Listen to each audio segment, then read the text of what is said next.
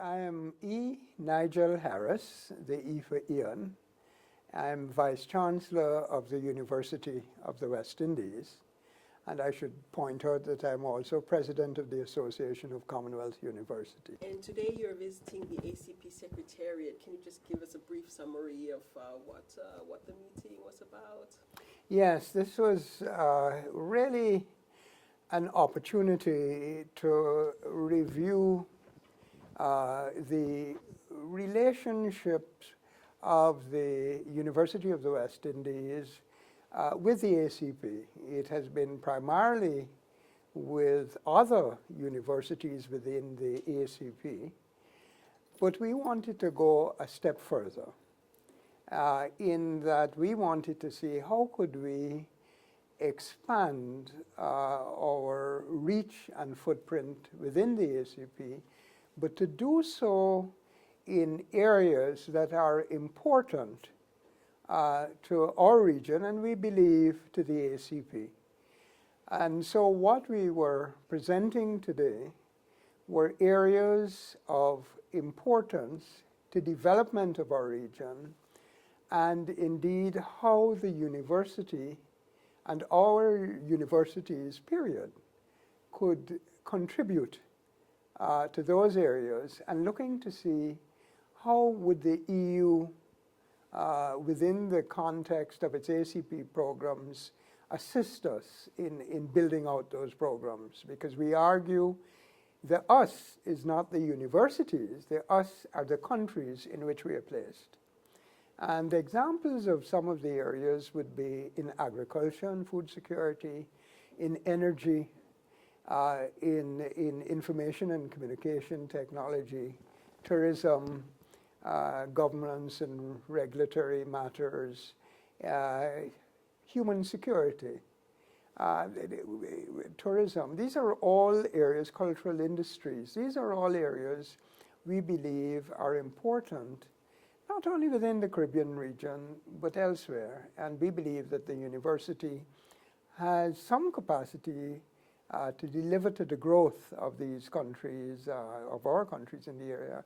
But we believe that in the ACP, there are other countries that have similar interests, and we can form common cause with the universities in those countries to benefit their growth and development. Now, speaking of the ACP Group, you would know by now that the group is going through a period of reflection where they're trying to reposition themselves as being more relevant as a key global player in international relations today. What are your thoughts of that? Is there a need for such an alliance in the global scene today?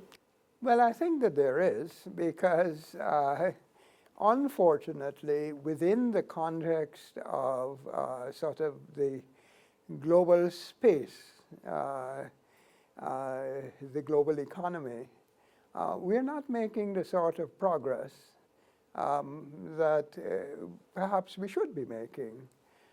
We're making some progress, and I tell you within the context, for instance, of the recent UNDP report looking at the human development indices, which they labeled the rise of the South.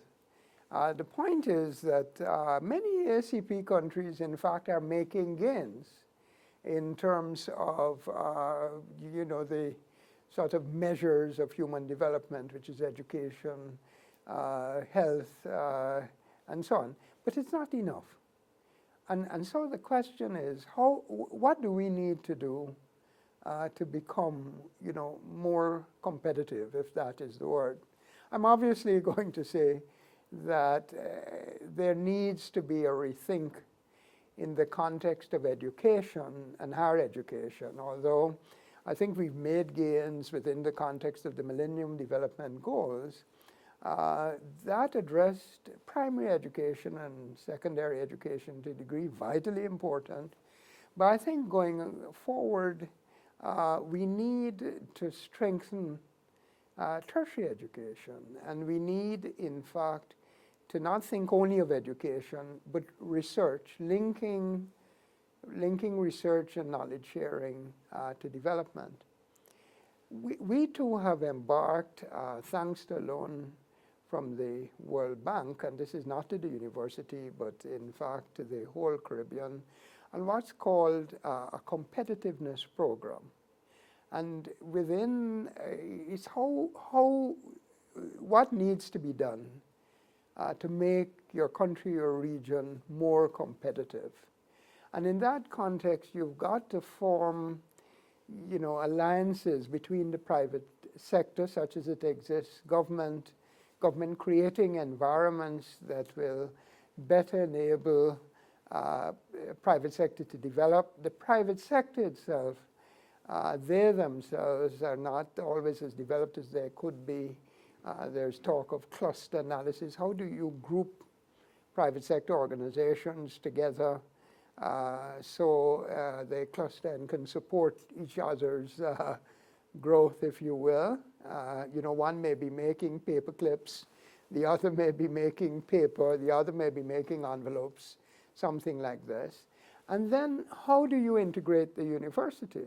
How does one have innovative, support innovation within the context of the university? How do you translate that innovation into commercial products? So, that whole route by which you have ideas, you create. Our university has maybe 25, 30 patents. The trouble is that how do you turn those patents into commercial products?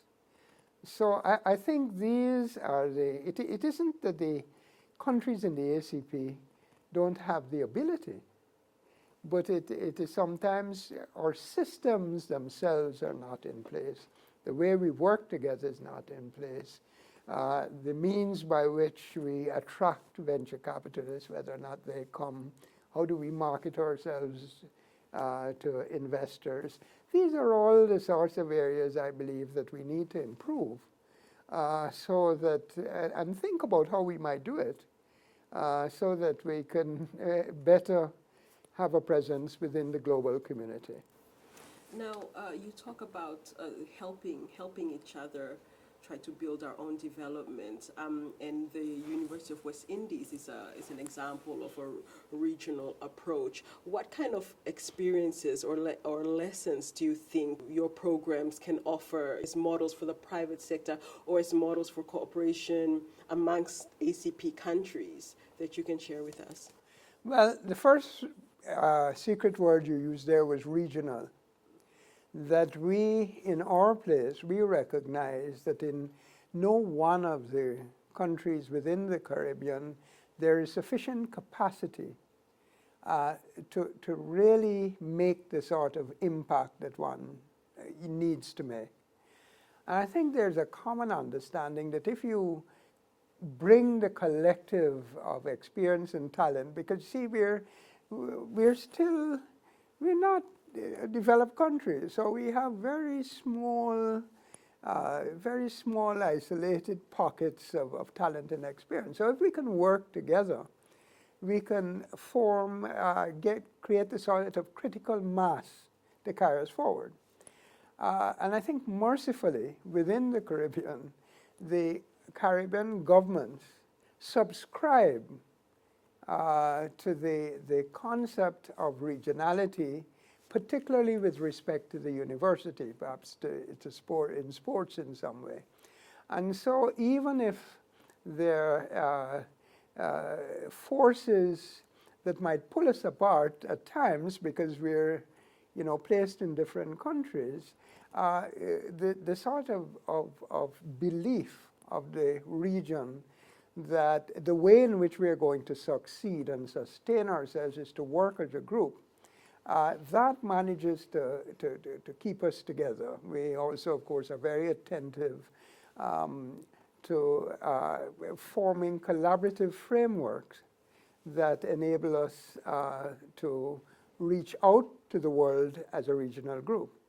And I believe that if we were to form similar groupings, whether it's the private sector, whether it be universities, but link across the ACP, we can capitalize on different and diverse strengths.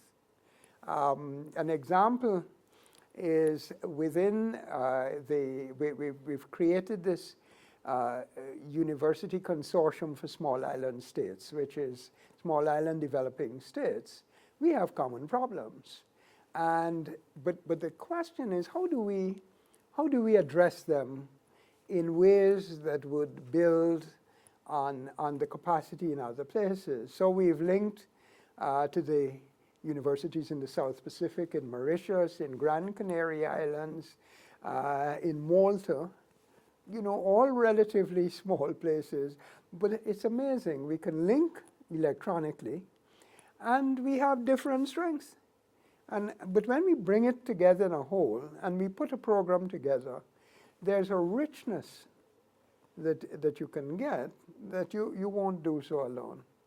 And I think we're trying to do so also in terms of communication technologies. In other words, we have something called the Caribbean Knowledge Learning Network. And what that is doing is creating interconnectedness within the Caribbean to share data, to share knowledge, but also to link to the outside world. And again, our region linking with other parts, particularly in the ACP, I think allows a degree of sharing and building that's not possible when you're, you know, sitting by yourself somewhere. And God knows we're sitting as lone entities, lone rocks in the sea, as I call it, and we just have to build a united front if we're to progress. And that's, I think, generally understood where we are. I think you touch on something important there, promoting the linkages between Africa, the Caribbean, and the Pacific. How important do you think those linkages are, given the challenges, for example, the footprint of getting a group of students, for example, from the Caribbean to Africa? You mentioned that we're small island developing states, and one of the biggest challenges is infrastructure. How have you overcome that in your regional approach? Well, I have to tell you, it is extremely difficult, if near impossible, to get large numbers of students to travel distances. Certainly traveling from the Caribbean to Africa to the Pacific is awfully difficult. We've even had funds that have gone unexpended because students don't want to move. Even in the Caribbean, it's difficult to get them to move. But I believe we have to capitalize on the new communication technologies. We can not only use the traditional online, but we are able to video link. And we are able to video link in interactive ways.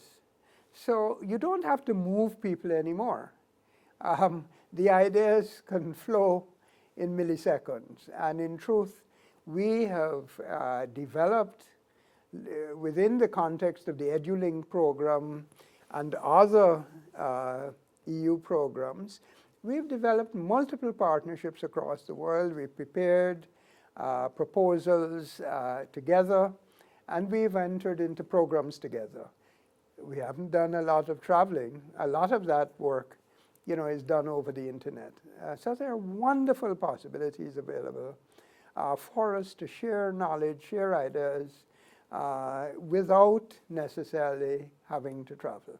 How can ACP countries help each other, in sort of a South-South and triangular cooperation in the field of education? Well, I believe one thing that I would like to see done is, of course, the EduLink program has been subsumed under the Erasmus Mundus Plus program. And of course, that program is one that is restructured in that there are European universities at the heart of the program.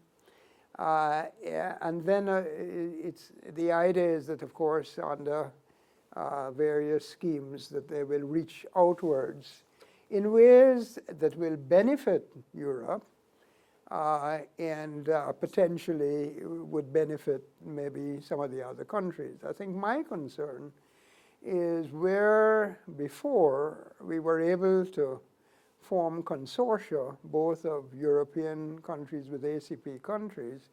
Now it is shifting, and indeed, to me, I may be getting it, a little not quite right, but the initiative has to be the initiative from individual universities to reach outward.